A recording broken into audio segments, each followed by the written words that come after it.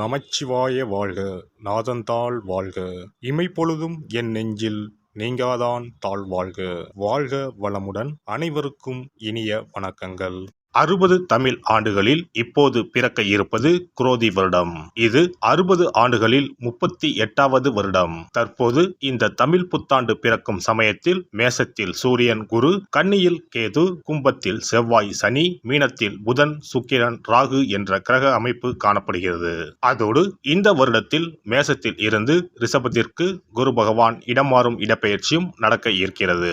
ஆண்டின் துவக்கத்தில் மேசராசியில் சஞ்சரிக்கும் குரு பகவான் மே 1, 2024 முதல் ரிஷபராசிக்கு சென்று கன்னி, விருச்சகம், மகரம் ஆகிய ராசிகளை பார்வையிடுகிறார். வருட கிரகங்களில் அதிக வருடம் ஒரு ராசியில் பயணம் செய்யும் கிரகமான சனி பகவான் 29/3/2025 வரை கும்பராசியில் ஆட்சி பலம் பெறுகிறார். மேசம், சிம்மம், விருச்சகத்தை பார்க்கிறார். அதன் பிறகு மீனராசிக்கு செல்லும் சனி பகவான் ரிஷபம், கன்னி, தனுசு ராசியை பார்வையிடுகிறார். வருடம் முழுவதும் மீனராசியில் ராகுவும் கன்னி ராசியில் கேதுவும் சஞ்சரிக்கிறார்கள். இந்த குரோதி ஆண்டில் மேன்மையான பலன் பெறும் ராசிகள் மேசம், கடகம், கன்னி, விருச்சகம், மகரம்.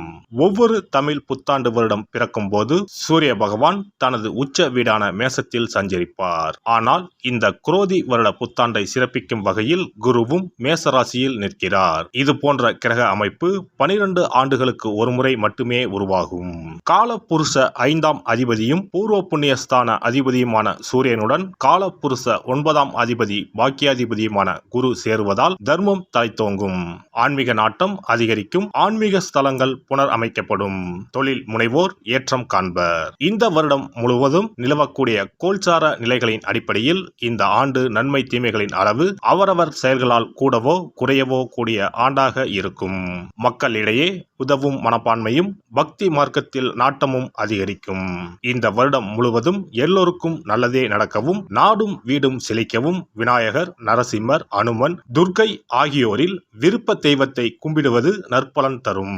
குல தெய்வத்தையும் இஷ்ட தெய்வத்தையும் மறக்காம கும்பிடுங்க. அவரவரால் ஒரே ஒரு செடியையோ மரத்தையோ வளர்க்க முடியுமானால் அவசியம் தவிர்க்காமல் வளருங்கள். எப்போதும் நல்லதே நினையுங்கள், நல்லதே செய்யுங்கள். குரோதி வருடம் முழுவதும் உங்களுக்கு குறைவில்லா நன்மைகள் கிடைக்கும். கடகராசி அன்பர்களே, இந்த குரோதி புத்தாண்டு உங்கள் வாழ்வில் பல மாற்றங்களை உண்டாக்கப் போகிறது. சித்திரை மாதம் 18ஆம் தேதி குரு பெயர்ச்சி நிகழப் போகிறது.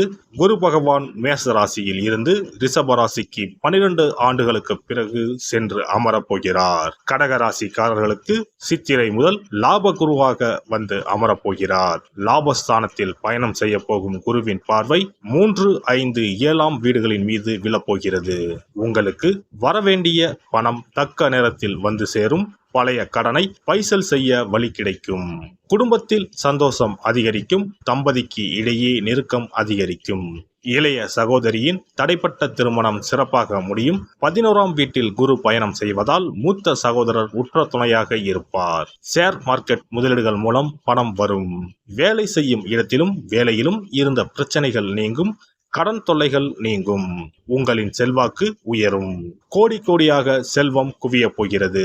உங்கள் ராசிக்கு 3ஆம் வீடான தைரியஸ்தானத்தினை குரு பார்ப்பதால் உங்கள் தைரியம் அதிகரிக்கும். பூர்வீக சொத்துக்களில் இருந்து லாபம் கிடைக்கும். பிசினஸ் மூலம் நல்ல லாபம் வரும். குரு பகவான் களத்திரஸ்தானத்தை பார்வையிடுவதால் கவலைகள் காணாமல் போகும். புதிய சொத்துக்களை வாங்குவீர்கள். திருமண சுபகாரியம் கைகூடி வரும். பூர்வ புண்ணியத்தின் மீது குருவின் பார்வை படுவதால் பிள்ளைகளுக்கு நன்மைகள் கிடைக்கும்.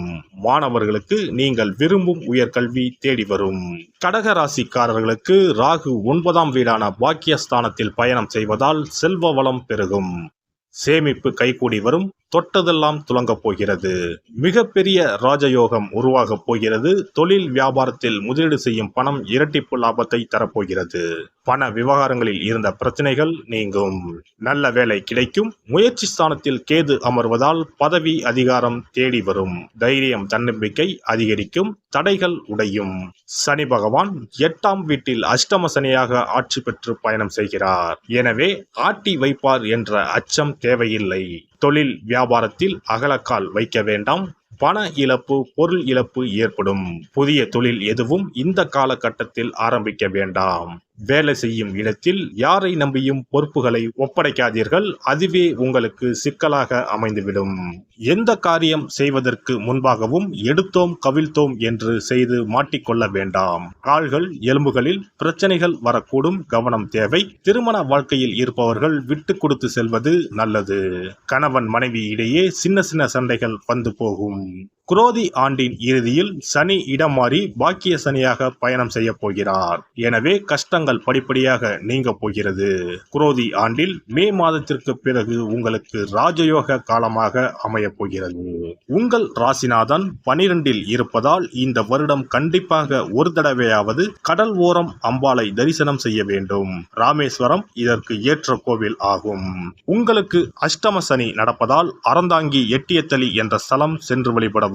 சனி செவ்வாய் சேர்க்கைக்கு திங்கள் கிழமைகளில் ஜவ்வரிசி பாயாசம் சந்தன கலர் துணியில் 20 மிளகை மூட்டை கட்டி தீபம் ஏற்றவும். வருட பிறப்பன்று நாம் செய்யும் செயல்கள் அனைத்தும் அந்த வருடம் முழுவதும் நமது வாழ்க்கையை வளப்படுத்தும் என்பது ஐதீகம்.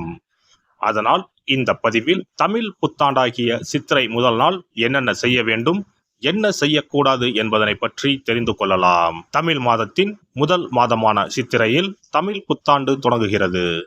மா, பலா, வாழை ஆகிய முக்கணிகள், வெற்றிலை, பாக்கு, நகைகள், நெல் முதலான மங்கள பொருட்கள் கொண்ட தட்டை வழிபாட்டறையில் வைத்து அதை புத்தாண்டு அதிகாலையில் காண்பது புனிதமாக கருதப்படுகின்றது. புத்தாண்டு அன்று அதிகாலையில் நீராடி கோலமிட்டு புத்தாடை அணிந்து கோவிலுக்கு சென்று வழிபடுவது நல்லது. அன்றைய தினம் அறுசுவைகளும் இடம்பெற்றிருக்கும் உணவை படைப்பது முறையாகும்.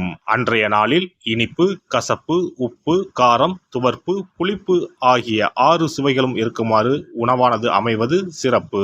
பொதுவாக நல்ல நாட்களில் பாகற்காய் சேர்ப்பது இல்லை. ஆனால் தமிழ் புத்தாண்டு அன்று அத்தனை வகையான சுவைகளும் இடம்பெற்ற படையலை படைப்பது விசேஷம் ஆகும். அனைத்தும் கலந்ததுதான் வாழ்க்கை என்பதை உணர்த்தவே இவ்வாறு அறுசுவை உணவு புத்தாண்டின் தொடக்கத்தில் படைக்கப்படுகிறது. சித்திரை மாத பிறப்பு என்பதால் கோடை காலத்தின் துவக்கத்தில் இருக்கிறோம். கோடை காலத்திற்கு உகந்த தானங்களை எல்லாம் புத்தாண்டின் துவக்கத்தில் செய்வது நல்லது. தோஷங்கள் நீங்கி வாழ்வு மலர உங்களால் முடிந்த அளவிற்கு குடை தானம், செருப்பு தானம், விசிறி தானம் ஆகியவற்றை செய்யலாம். மேலும் நீர்மோர் பந்தல் அமைப்பது, தண்ணீர் பந்தல் அமைப்பது போன்றவற்றை செய்வதால் உங்களுடைய கர்மாக்கள் அனைத்தும் தீரும். பறவைகளுக்கு, விலங்குகளுக்கு வீட்டின் வாசலில் தண்ணீர் வைப்பதும் சிறப்பு. தமிழ் புத்தாண்டு அன்று இறை வழிபாடுகளில் ஈடுபடுவதும் உங்களை மென்மேலும் வளரச் செய்யும். இளநீர், நுங்கு, விளாம்பழம், தர்பூசணி போன்ற குளிர்ச்சி மிகுந்த பழங்களை வாங்கி தானம் செய்வதும் நீங்கள் சாப்பிடுவதும் மிகவும் நல்லது. தமிழ் புத்தாண்டு அன்று தங்கம் அல்லது வெள்ளி நகைகளை வாங்குவது மென்மேலும் அவைகள் பெருகச் செய்யும். அதுபோல கல்லுப்பு, மஞ்சள், குங்குமம், வெற்றிலைப்பாக்கு, பழம் ஆகிய மங்கள பொருட்களை வாங்குவதும் குடும்பத்தில் மென்மேலும் லட்சுமி கடாட்சத்தை உண்டு செய்யும். அசைவம் சாப்பிடுவது, நகம் வெட்டுவது, முகச்சவரம் செய்வது, முடி வெட்டுவது போன்ற செயல்களை இந்நாளில் கட்டாயம் செய்யவே கூடாது. வீட்டில் இருக்கும் ஒட்டடைகளை அகற்றக்கூடாது. வீட்டில் சேகரித்து வைக்கும் குப்பைகளை வெளியில் கொட்டக்கூடாது. புதிய பொருட்களை வாங்கலாம், ஆனால் வீட்டில் உள்ள பொருட்களை அன்றைய தினம் யாருக்கும் கொடுக்க கூடாது. மேலும் யாருக்கும் கடன் கொடுக்க கூடாது, கடன் வாங்கவும் கூடாது. தமிழ் புத்தாண்டில் செய்ய வேண்டியவைகளை செய்து, செய்ய தவிர்க்க வேண்டியவைகளை தவிர்த்து வளமாக வாழ தமிழ் அன்னையை வணங்குவது சிறப்பு. இந்த வீடியோ பதிவு உங்களுக்கு பிடித்திருந்தால் லைக் பண்ணுங்க, கமெண்ட் பண்ணுங்க, ஷேர் பண்ணுங்க, மறக்காம சப்ஸ்கிரைப் பண்ணுங்க, பக்கத்துல இருக்கிற பெல் பட்டனை கிளிக் பண்ணுங்க. நன்றி, வணக்கம். ஓம் நமச்சிவாய, சிவாய நம.